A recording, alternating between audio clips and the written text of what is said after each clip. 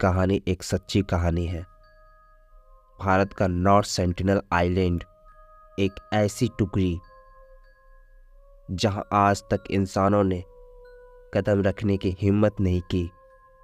दुनिया से कटा हुआ घना जंगल और इस द्वीप पर बसने वाले सेंटिनलीज आदिवासी जो बाहरी दुनिया के किसी भी व्यक्ति के लिए मौत से कम नहीं। क्या आप जानते हैं कि यहाँ किसी बाहरी व्यक्ति का आना मतलब मौत है?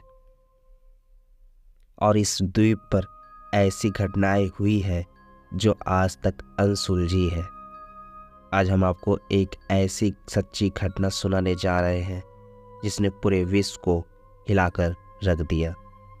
साल 2006 की एक अंधेरी रात थी जब दो मछुआरे जिनका नाम था शंकर और राजू गलती से अपने नाव का नियंत्रण खो बैठे। वो रात घनी काली थी और समुद्र का पानी शांत मगर भयानक था। दोनों मछुआरे सोचे बैठे थे कि सुबह होते ही वापस लौट जाएंगे।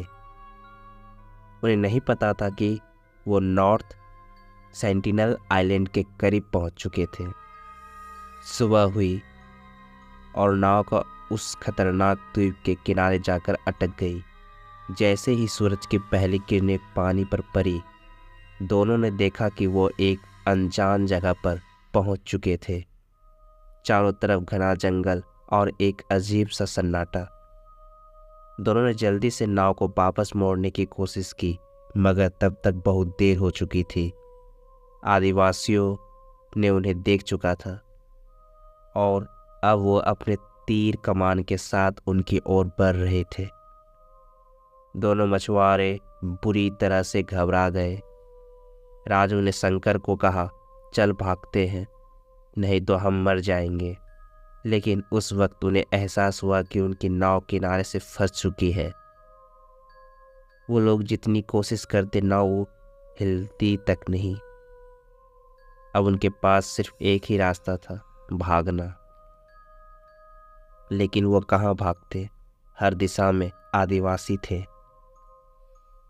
जो बिना कुछ कहे तीर चलाने की तैयार थे। कुछ ही पल बाद वो आदिवासी उनके पास पहुंच गए।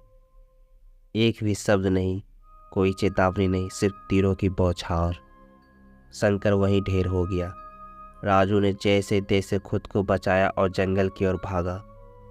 वो नहीं जानता था कि जंगल में और भी भयानक चीजें हो सकती है। कई दिन बीत गए और राजू का कोई पता नहीं चला।